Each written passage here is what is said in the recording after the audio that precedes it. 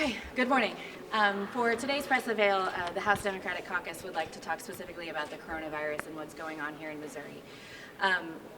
Most importantly, I want to preface this entire conversation with it's important that Missourians and folks across the whole country are not in a state of panic. Missouri, in terms of the legislature and our state government, need to start taking some actions, however, and be a little bit more proactive, in my opinion, about what we should be working on. I want to first say that the House leadership, Republican side, has been very communicative with the Democrats, and I really appreciate how much we've been involved in the discussion of what's going on in this building, how long we will stay open, and those types of things. But today, more importantly for us, we are asking of the governor of several things, and for House leadership to take some action on this in the coming days. I have shared what I'm about to talk to you with the Republican leadership, and we are having lots of discussion about what of these things we could be doing.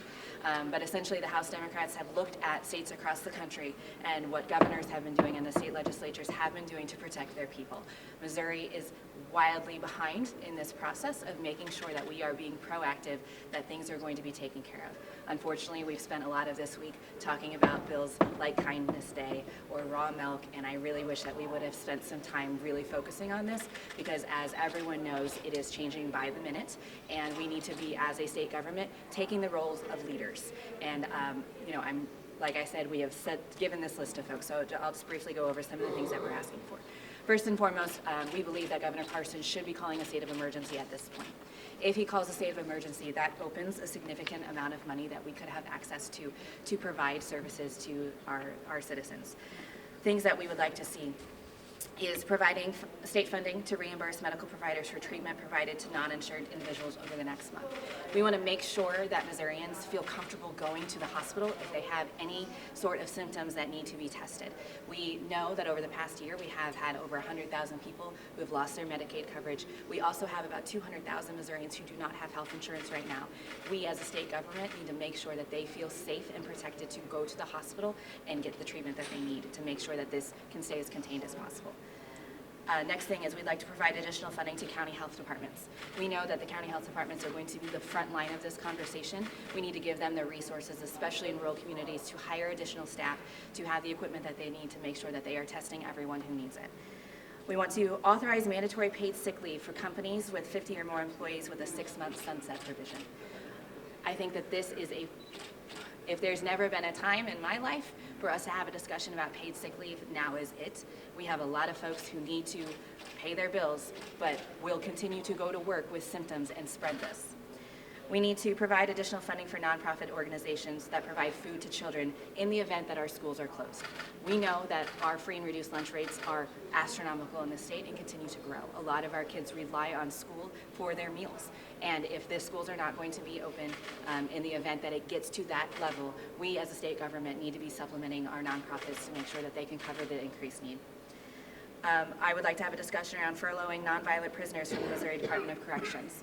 There's been a lot of discussion about this in the committee earlier this week about what our prison systems will do in terms of how quickly this will spread and result in death in such a confined space. I want to have a serious discussion about furloughing our nonviolent prisoners and what that could look like.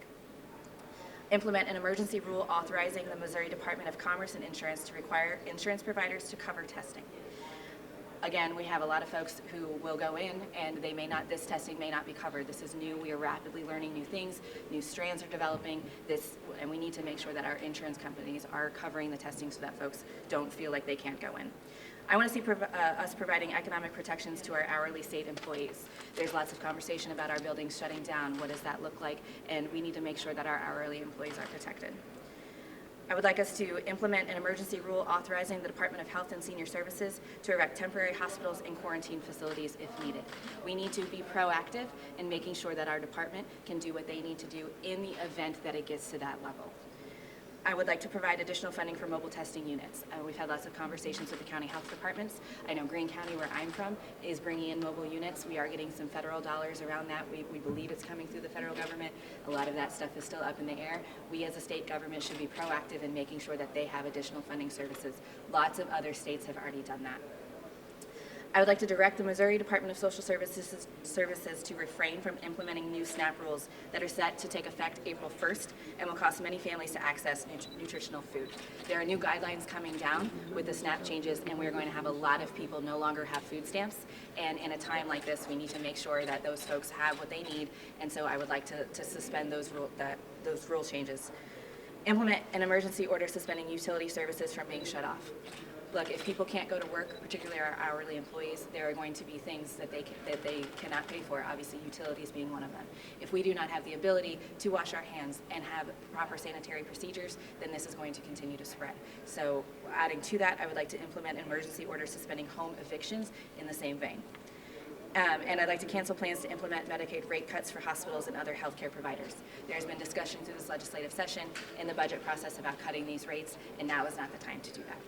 As I said before, we have given this list to the Republicans in hopes that we can work together to tackle some of this, and I'm sure that you're going to ask, how do we pay for it? If the governor does call a state of emergency, that opens the budget reserve, which as of February 2020, just last month, was $367 million, and we would only be able to access half of that, so those dollars there.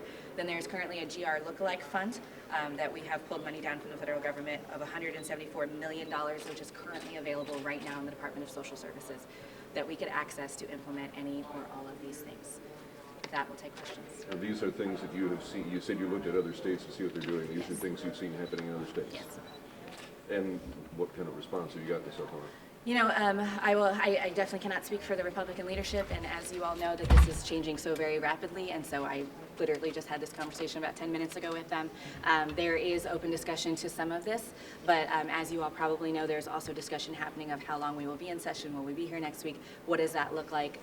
You know, and there's a whole lot of different avenues that this could go. My ask is, I think that we should be here working on these things, but also if we are going to be here and we are going to continue to legislate, we need to be focusing on the emergency that is at hand. The Senate has passed prescription drug monitoring with some changes. Have you seen the changes? Are you comfortable with them? I have not seen the changes yet. I've been in a brief communication with Representative Rader, and my understanding is she's relatively happy with those changes, but I have not had the chance to read it. Okay. Thank you all so much. Thank you. Thank you.